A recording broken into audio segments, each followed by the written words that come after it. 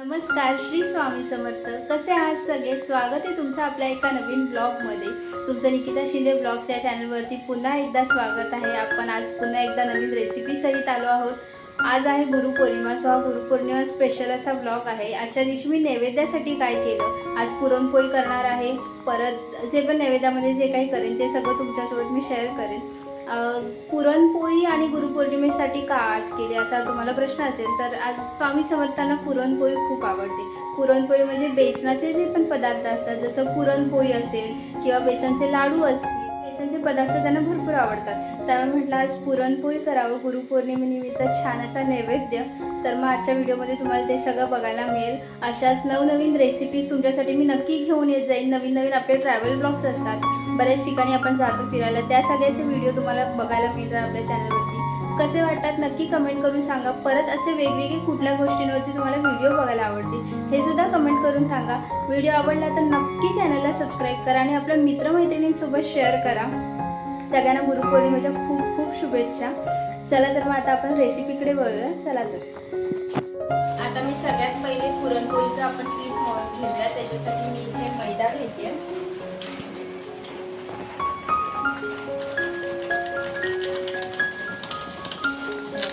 थोडा मैदा घेतलाय. त्यामध्ये आपण थोडीशी हळद घालूया कलरसाठी आणि थोडंसं मीठ घालूया आणि आपण मिश्रण छान मळून घेऊया पाणी घालून. त्याच्यामध्ये आपण थोडं थोडं करून पाणी घालून छान मिक्स करून घेऊया.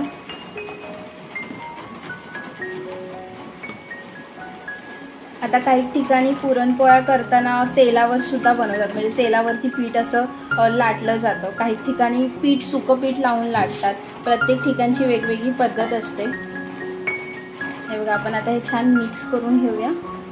कलर जो पुरणपोळीला पिवळा येतो त्याच्यासाठी आपण थोडीशी हळद घातली आहे. आणि पुरणासाठी मी चण्याची डाळ भिजत घातली होती आधीच, 2-3 तास छान भिजू दिली. डाळ चांगली भिजली की मग लवकर शिजते आणि मग पुरण पण चांगलं बनतं. त्यामुळे मी डाळ आधीच भिजत घातलेली आणि कुकरला त्याच्या 3 शिट्ट्या करून छान शिजवून घेतले. आता आपण हे पीठ भिजवून झाल्यानंतर जरा वेळ मुरत ठेवणार आहोत. तेवढ्या वेळात मग आपण पुरणसुद्धा करायचं आहे. छान हे बघा असं मस्त मळून घ्यायचं पीठ. हे बघा आता छान मस्त असं आपलं पीठ मळून झालंय. हे बघा, आता ह्याला आपण तेल लावून ठेवायचं जरा वेळ. जेवढं जास्त वेळ ठेवता येईल तेवढं चांगलं. हे बघा, जरा तेल मिक्स करून असं ठेवून द्यायचं छान. आता हे 15-20 मिनटं तरी कमीत कमी ठेवायचं, त्याच्यापेक्षा जास्त ठेवलं तरी चालेल. आता आपण झाकून ठेवूया छान. जसं मी मगाशी बोलली तसं मी डाळ भिजत घातली होती आणि नंतर कुकरला लावून 3 शिट्ट्या करून घेतल्या होत्या. तर मग डाळ आपली छान शिजली आहे. हे बघा, छान अशी डाळ शिजली आहे. ह्या डाळीचं जे पाणी आहे ते काढून आमटी सुद्धा करतात, कटाची आमटी. बऱ्याच जणांना माहिती असेल. मी तुम्हाला डाळ दाखवते, छान शिजली आहे.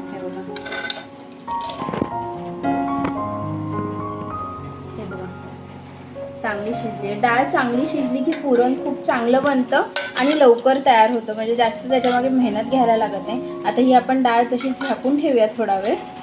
हे बघा, चांगली लगेच स्मॅश झाली पाहिजे डाळ, म्हणजे पुरण चांगलं बनतं. आणि मग डाळ जाडसर राहत नाही. पुरण जर का आपलं वाटायला घेतलं, डाळ पटकन बारीक होते, त्यामुळे जाडसर राहत नाही. पुरण जाडसर राहिलं तर मग ते पुरणपोळीमधून बाहेर येतं आणि मग पुरणपोळी फाटू शकते. हे बघा, छान डाळ आपण बनवून घेतली मस्त. हे बघा, आता ही डाळ जी शिजलेली आहे मी एका टोपामध्ये काढून घेते, कारण जे आपल्याला पुरण करायचे ते आपण त्या टोपात करणार. त्याच्यात ती डाळ छान स्मॅश करून घ्यायची. त्यामुळे मी आता ह्या डाळीतलं पाणी काढून छान ही या टोपामध्ये काढून घेते.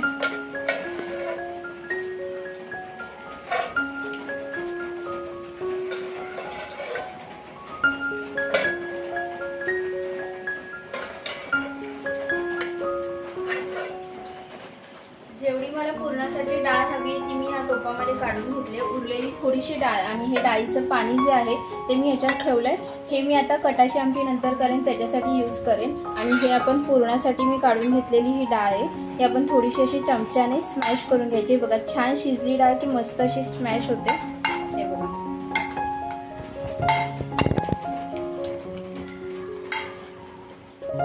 बघा डाळ आता मस्त अशी स्मॅश करून झाली आपली. बघा डाळ चांगली शिजली ना की मस्त स्मॅश होते, लवकर होते. आणि डाळ भिजत घालायची कधी पण, म्हणजे लवकर शिजते. कमी शिट्ट्यांमध्ये चांगली डाळ शिजवली. ते आता मी हे स्मॅश केलं आहे छान. आता ह्याच्यामध्ये आपण गूळ आणि वेलची पूड घालणार आहोत. हा बघा गूळ मी बारीक करून घेतला आहे. जसं आपण मोदकासाठी वगैरे प्रमाण घेतो, जसं खोबरं आणि गुळाचं, तसंच ह्याचा पण अंदाजे असं प्रमाण घ्यायचं आहे. आता आपण हे मिक्स करून घेऊया दोन्ही.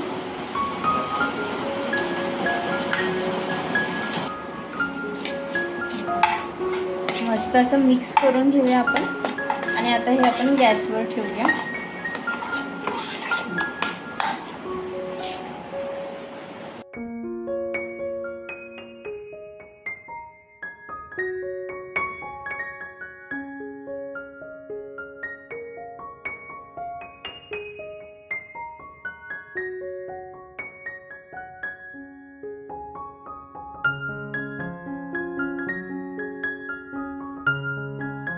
आपलं आता पुरण झालंय. आपण हे थंड करत ठेवूया. हे बघा हे पुरण छान असं सुकं झालं पाहिजे.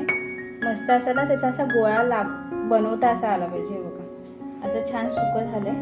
तर हे पुरण आपण थंड करत ठेवूया, गरम नाही आपण हे करू शकत. तोपर्यंत आपण व्हेज कोल्हापुरी जी भाजी बनवणार आहे त्याची तयारी करायला घेऊया.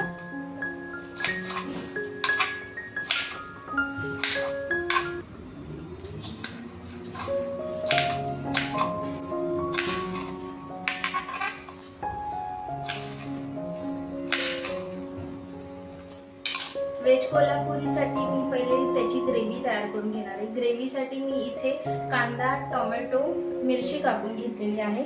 मी जिंजर गार्लिक पेस्ट यूज करेन, त्यासाठी मी इथे आलं लसूण काही यूज नाही केले. आणि मी इथे 4-5 काजू घेतलेले. काजू ग्रेव्हीसाठी चांगले असतात, म्हणजे ग्रेव्ही छान बनते त्याच्याने. त्यामुळे मी आता हे सगळं भाजून, आलं लसूणची पेस्ट मी नंतर फोडणीसाठी वापरलेली, त्यामुळे मी आता काय ह्याच्यात घेतलं नाही. तुम्ही आलं लसूण सुद्धा घेऊ शकता. आता डिपेंड, काही जण कांदा खोबऱ्याची पण ग्रेव्ही वापरतात, पण ह्या कडधान्याच्या भाजीसाठी वगैरे कांदा खोबऱ्याची ग्रेव्ही चांगली. ह्याच्यासाठी टोमॅटो कांदा वगैरेची ग्रेव्ही चांगली लागते अशा भाज्यांना. आता आपण थोडंसं भाजूया. थोडं आता आपण तेल घालूया.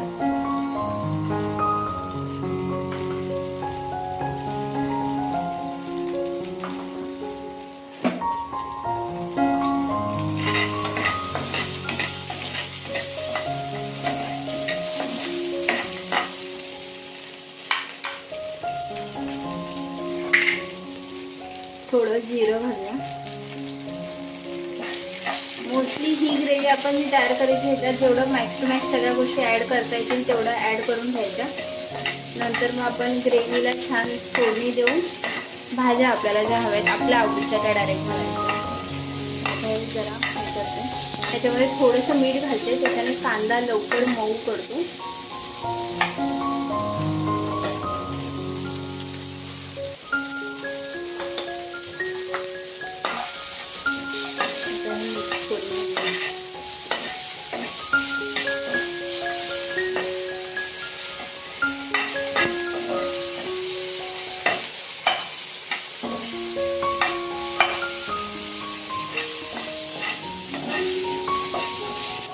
आता कांदा टोमॅटो सगळं असं भाजून झालंय. त्याच्यामध्ये मी थोडे मसाले घालते. हळद,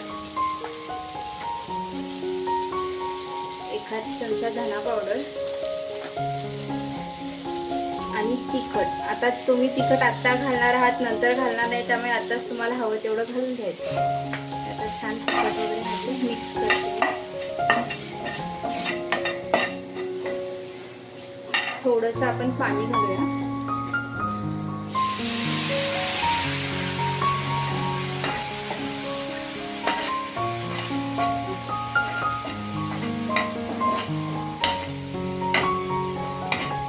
सगळं एकजीव मसाले करून घ्यायचे. मसाले छान शिजू द्यायचे.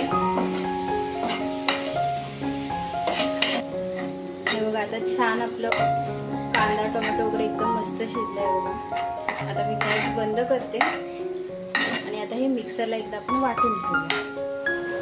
ज्या भाज्या आपल्याला आवडतात त्या व्हेज कोल्हापुरीमध्ये आपल्याला टाकायच्या आहेत, तर मग त्या भाज्या मी तेलावरती थोडा फ्राय करून घेते. पनीर, फ्लॉवर, शिमला मिरची, परत अजून कुठली तुम्हाला भाजी आवडत असेल त्या सगळ्या भाज्या तुम्ही असं छान तेलावरती आधी जरा फ्राय करून घ्या, थोडं शिजू द्या.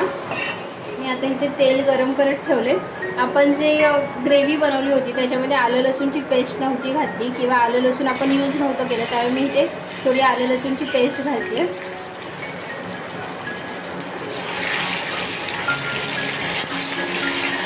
तेलावर परतून घ्यायची आणि त्यानंतर आपण जी ग्रेव्ही बनवली ती आपण तेलावर घालणार आहोत.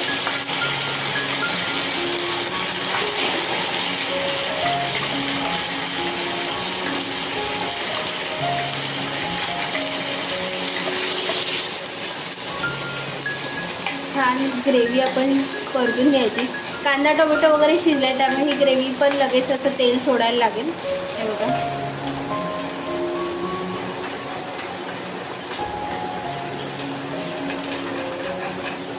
आपण ह्याच्यामध्ये आता थोडंसं पाणी घालूया. आता ह्याच्यामध्ये आपण पाणी घालूया, छान मिक्स करून घेऊ. आपण ह्यामध्ये दही सुद्धा यूज करू शकतो, तुम्हाला हवं असेल तर तुम्ही दही सुद्धा घालू शकता ग्रेव्हीसाठी असं. आता ह्याच्यामध्ये आपल्याला जेवढा थिकनेस हवा आहे तेवढं पाणी ॲड करायचं. भाज्या पण आपण आधी शिजवून घेतल्या त्यामुळे काय लगेच भाजी अशी पटकन बनेल अशी. आता ह्याच्यामध्ये मी पाणी घालते, मला जेवढी ग्रेव्ही हवी तेवढी.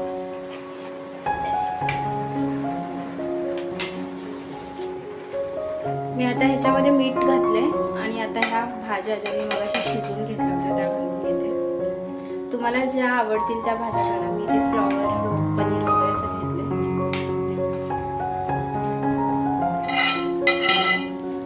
छान अशी एक उकळी येऊ द्यायची, कारण भाज्या किंवा ग्रेव्ही असेल ते सगळं शिजलेलं आहे त्यामुळे काही पुन्हा शिजवायची अशी गरज नाही. एक कड आल्यानंतर हे बघा, एक उकळी आल्यानंतर आपण आता गॅस, ही बघा छान उकळी आली, आपण आता गॅस बंद करूया. आपण ह्याच्यामध्ये थोडीशी कसुरी मेथी घालूया, मिक्स करूया आणि आता गॅस बंद करून झाकण ठेवूया.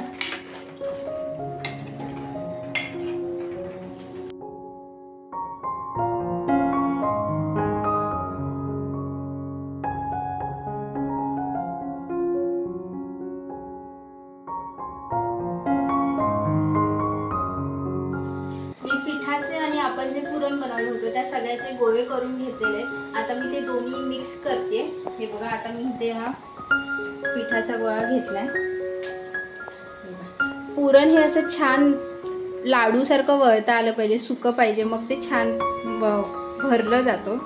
आता हे बघा, हे आपण थोडासा जो गोळा आहे पिठाचा तो लांब करून घेऊया. त्याच्यामध्ये हे पुरण असं ठेवायचं आणि हे असं करून हे पसरवायचं आणि मग हे पीठ असं वरती आल्यावर पॅक करायचं. पूर्ण पॅक करायचं, थोडंफार मोकळं राहिलं तर मग त्याच्यातून पुरण बाहेर येईल. मग असं प्रेस करायचं. हे बघा, आपला गोळा तयार आहे.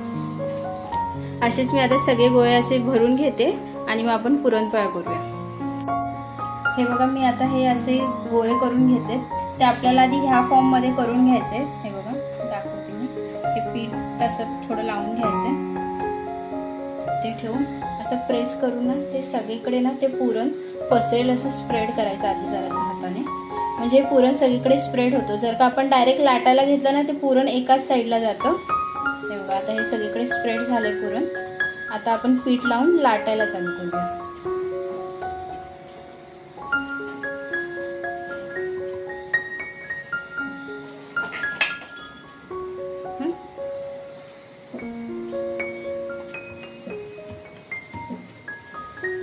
एकदम हलक्या हाताने आपण लाटायचं, जास्त जोर नाही लावायचं, मग पुरण नाही तर बाहेर निघेल.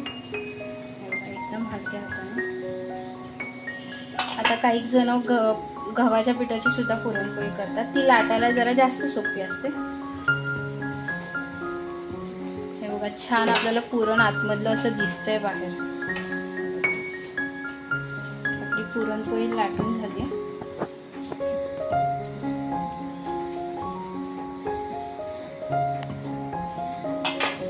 मस्त पुरण आपल्याला सगळीकडे दिसते, इक्वली स्प्रेड झालं आहे बघा.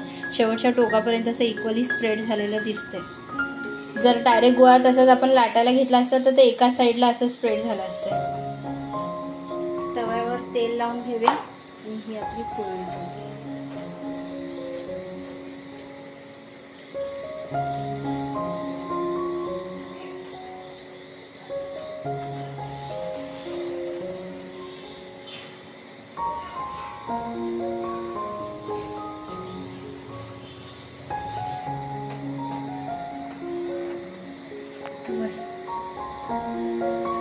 मस्त पुरणाचा खमंग असा वास येतोय, छान वाटतं. छान आपण दोन्ही साईडने तेल तूप काय आपल्याला हवं असेल त्याचं छान टाळायचं.